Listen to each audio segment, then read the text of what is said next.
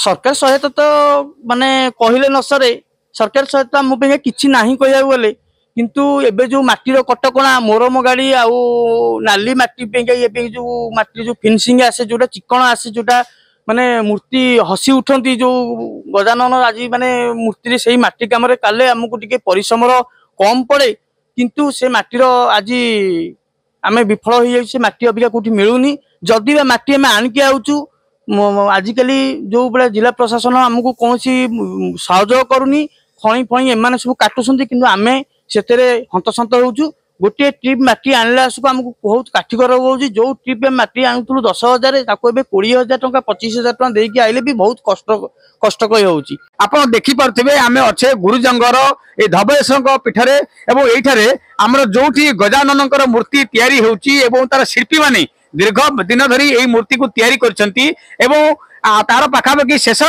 स्पर्श आरंभ हो आसलानी बर्तमान यहाँ गजानन गणेशंकर मूर्ति को आमर विभिन्न प्रकार जो अच्छी साई एवं बजार ए सब मान पिला माने नेबे तेबे आम पाखरे अछंती जे यार मुख्य शिल्पी बा कारीगर तांको सहित आमे आलोचना करी आपन को हमर ए प्रतिदिन टीवी चैनल को स्वागत करछि। आपण ए हमर जो गणेश मूर्ति प्रस्तुत करछन केमति तैयारी करछन जो आमे अक्षय तृतीया आरंभ करूँ गणेश पूजा छण माटी काठ बाउंश ये सब संग्रह करके अक्षय तृतीया आरंभ करूँ कम अक्षय तृतीया गणेश पूजा पर्यंत चलुची कम केमति कोन कोठी माटी आ कंचा माटी सब आणुछन कंचा माटी तो ये पाखापाखि नाही माटी माटी दूर बाटू आसुची बांकीरू आसुची आउ अन्य जगार माटी आसुची माटी भी बहुत कटकणा हो जाइए माटी धरा होउची तेणु आनिया भी बहुत कष्ट लगुच आटी भी प्राय आसी पारुनी कहले चले तेणुक से भितर आम किसी कम करुचु आम 10 जन खंडे कम कर 10 जन खंड लगुच हाँ खर्च प्राय बहुत खर्च एबे तो नड़ा माटी बाउंश पट्टा ये सब माने अधिक दाम है आउ यार जिनस पत्र तो सब कलिकतारू आठाक चलुनी सब कलिकतारू माल आस अधिक पैसा खर्च हवा मो कले आसिक 15 वर्ष बयस मूर्ति कम कले मत आसिक 61 वर्ष है मो मूर्ति कम करुँ नाई मो पिला दिन यही कम करुँ पढ़ुली पढ़ा पर मुझे कम ही आरंभ कली बात को जाई मूर्ति जो परिवार चढ़ी हाँ सेमती चलुं ये करी मोर गोटे आग्रह रहा ये कम करने हाँ मुझे मूर्ति कम हाँ पुओ मैंने सहयोग कर सरकारी सहायता नहीं सरकारी सहायता किसी ना आम एमती जहाँ रोजगार होमें कष्ट चलिकी कम कर शिल्पर कलाकार आप सरकार जो कलाकार सहायता प्रदान कर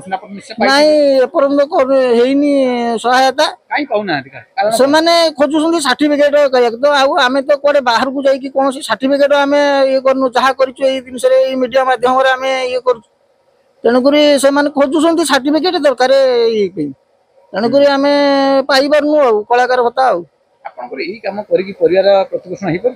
हाँ करुचु सेमती दुख कष्ट करुचु चलुचु निजस्व जगह ना ये ठाकुर जगह आम ठाकुर जगार कम करुचु ठाकुर जो हूँ प्रशासन कि कौन ठाकुर ये से दौचु चलित वर्ष केते कौन बिक्री करने आशा रखते चेष्टा जहाँ ये हम बिक्री पैसा आशा अच्छी तेबे जहाँ कहते आमर जी मुख्य शिल्पी कारीगर कहते पिला दिनु गोटे आग्रह थिला पाठ पढ़ा पर बर्तमान ये कार्यक्रम कार्यटी से चल परिवार वर्ग सब साहाय्य कर बड़ दुखर विषय सी जड़े शिल्प कलाकार होते सरकार जो कलाकार सहायता अच्छी पाई ना से गोटे बाधक सृष्टि जेहेतु पाखे कौन प्रकार प्रमाण पत्र ना जदि बा सी प्राक्टिकाल करुँच समस्ते जानी किंतु सरकार पाखे जो दरकार प्रमाण पत्र से प्रमाण पत्र अभाव से वर्तमान ଆମର କଳାକାର ସହାୟତା ପାଇବାରୁ ମଧ୍ୟ ବଞ୍ଚିତ ହେଉଛନ୍ତି। ତେଣୁ ଆମେ ଏଠି କହି ରଖିବାକୁ ଚାହିଁବୁ ଜିଲ୍ଲା ପ୍ରଶାସନକୁ ହଉ ବା ସରକାରଙ୍କୁ ହଉ ଏଭଳି କିଛି ଯୋଜନା କରନ୍ତୁ ଯୋଉମାନେ ଗାଁ ଗହଳିରେ ଯୋଉ କଳାକାର ମାନେ ଅଛନ୍ତି ଯେ ପ୍ରକୃତରେ ଆପଣଙ୍କର କିଛି ବିଭିନ୍ନ ପ୍ରକାର ଆଜି ଏ ମୂର୍ତ୍ତିକାର କଳାକାର ହୁଅନ୍ତୁ ବା ବିଭିନ୍ନ ପ୍ରକାର ଶ୍ରେଣୀରେ ଅଛନ୍ତି ଯୋଉମାନେ ପ୍ରକୃତରେ କରୁଛନ୍ତି ସେମାନଙ୍କୁ ହୁଏତ ଗୋଟେ ଜିଲ୍ଲା ସ୍ତରରେ କିଛି ପ୍ରଶିକ୍ଷଣ ବ୍ୟବସ୍ଥା କରାନ୍ତୁ ଏବଂ ସେମାନଙ୍କୁ କିଛି ପ୍ରମାଣପତ୍ର ଦିଅନ୍ତୁ। କାରଣ ଏମାନେ ଏଭଳି ଜଣେ କାରିଗର ଯୋଉମାନଙ୍କ ପାଖରେ ଟ୍ୟାଲେଣ୍ଟ ଅଛି ପ୍ରତିଭା ଅଛି ନିଜେ ପ୍ରାକ୍ଟିକାଲ କରିପାରୁଛନ୍ତି କିନ୍ତୁ ସାଧାରଣ ଗୋଟେ ପ୍ରମାଣପତ୍ର ଅଭାବରୁ ସେ ସହାୟତାରୁ ବଞ୍ଚିତ ହେଉଛନ୍ତି। ଆମର ତ ପ୍ରାୟ ଅକ୍ଷି ତୃତୀୟାରୁ କାମ ଆରମ୍ଭ ହୁଏ। ଅକ୍ଷି ତୃତୀୟା ଦିନ ମାଟି ପୂଜା ହୋଇ ଆମର ଅନୁକୂଳ ହୁଏ, ଯୋଉଟା ଅନୁକୂଳ କୁହନ୍ତି ଆମର ହିଁ ଅକ୍ଷି ତୃତୀୟା ଦିନ ଅନୁକୂଳ ହୁଏ। ସେଇ ଦିନଠାରୁ ଆମର କାମ ଆରମ୍ଭ ହୁଏ। ଆମର କାମ ଏଇ ଯୋଉ ମାଟି କାମ ଏକମାଟିଆ ଦୋମାଟିଆ ଏ ସବୁ କାମ ହୁଏ। ପିଲା ବି ବହୁତ ସହଯୋଗ କରନ୍ତି, ସହଯୋଗ କରିବାକୁ ବି 4-5 ଜଣ ପିଲା ବି ଅଛନ୍ତି ବି ଆମର ସେ ଯୋଉ ମାନେ 3-4 ଜଣ ମିସ୍ତ୍ରୀଙ୍କ ବାଦେ ପିଲା ବି 4-5 ଜଣ ସହଯୋଗ ପାଇଁ ତ ନିହାତି ଦରକାର ଆବଶ୍ୟକ। ହଁ ପ୍ରାୟ ଆମର କାଲକାଟାଠୁ ତ ଆଜିକାଲି ସବୁ କ୍ୟାଟଲର ଅନୁସାରେ ଡିଜାଇନ ଅନୁସାରେ ସବୁ କାମ ହଉଛି। ବମ୍ବେ ମଡେଲ ବି ବହୁତ ଚାହିଦା ରହୁଛି। ବହୁତ ଚାହିଦା ହେତୁ ଆମେ ଏବେ କାଲକାଟାରୁ କିଛିଟା ମାଲ ଆଣିକି ତାକୁ ଆଣିକି ଏଥିରେ ଆମେ ଲଗଉଛୁ। ତ ମୂର୍ତ୍ତି ହଁ ସେମିତି ପ୍ରାୟ ଅଛି 6,000ରୁ ଆରମ୍ଭ କରିକି 35,000 40,000 ଯାଏଁ ମୂର୍ତ୍ତି ଅଛି। ହଁ ମୂର୍ତ୍ତି ତ ବିଭିନ୍ନ ସ୍ଥାନକୁ ଯାଏ କିନ୍ତୁ ବହୁତ ପୂଜା ମଣ୍ଡପରେ ଜଟଣୀ ଆମର ଏଇ କଳା ପଥର ଗେଡିଆ ପୁଲଠୁ ଧରି ଆରମ୍ଭ କରି ମଳିପଡା ଜଙ୍କିଆ ଗୋଡିପଡା ଯାକେ ଆମର ଏଠୁ ମୂର୍ତ୍ତି ଯାଏ। ଖୋର୍ଦ୍ଧା ତ ପ୍ରାୟ 30 ପିସ୍ 35 ପିସ୍ ପାଖାପାଖି ମୂର୍ତ୍ତି ପୂଜା ମଣ୍ଡପରେ ପୂଜା ପାଆନ୍ତି ଗଜାନନ। ହଁ ପ୍ରାୟ ଆମର ଶେଷ ପର୍ଯ୍ୟାୟ ଆସିଲାଣି ହେରି। ଅବିକା ଇଏ ସବୁ ଯାହା ରହିଛି ଆମେ ତାକୁ ସାଜସଜ୍ଜା କରିକି କିଭଳି ଆମେ 6 ତାରିଖ ଦିନ ଆମେ ଏଠୁ ସବୁ ମୂର୍ତ୍ତି ନେବାକୁ ଆସିବେ, କଷ୍ଟମର ସବୁ ଆସିବେ ମୂର୍ତ୍ତି ନେବାକୁ, କିନ୍ତୁ ଶାନ୍ତିରେ ମୂର୍ତ୍ତି ନେଇକି ଯିବେ କି ଖୁସି ମନରେ ମୂର୍ତ୍ତି ନେଇକି ଯିବେ ଆମେ ସେଟାକୁ ରାତି ଦିନ ଏକ କରିକି ଆମେ ଏ କାମକୁ ସମାପ୍ତ କରିବୁ। ଗତ ବର୍ଷ କେତେ କଣ ଲାଭବାନ କହିଥିଲେ? କୌଣସି କଳାକାର ତ ମୂଲ୍ୟ ଯାଏ କେହି ଦେଇନାହାନ୍ତି କି ଦେଇପାରିବେ ନାହିଁ, କିନ୍ତୁ ତଥାପି ଆମେ ଆମର କର୍ମ କରିଚାଲିଛୁ। ଆଉ ଲାଭ ବି କିଛି ନୁହଁ, ଇଏ ମଜୁରୀ ଆକାରରେ ବି କହିଲେ କମ ହବ, କିନ୍ତୁ ଆମେ ରାତି ଦିନ ଏକ କରିବାକୁ ଯେହେତୁ ଆମେ ଅର୍ଡର ରଖିଛୁ ବି ମୂର୍ତ୍ତି ଆଜି ଗୋଟେ କଳା ବିଦ୍ୟା ଶିଖିଛୁ ଆମେ ଆକୁ ଆପଣେଇ ନେଇଛୁ ଆମେ ତାକୁ କରିବାକୁ ବି ବାଧ୍ୟ।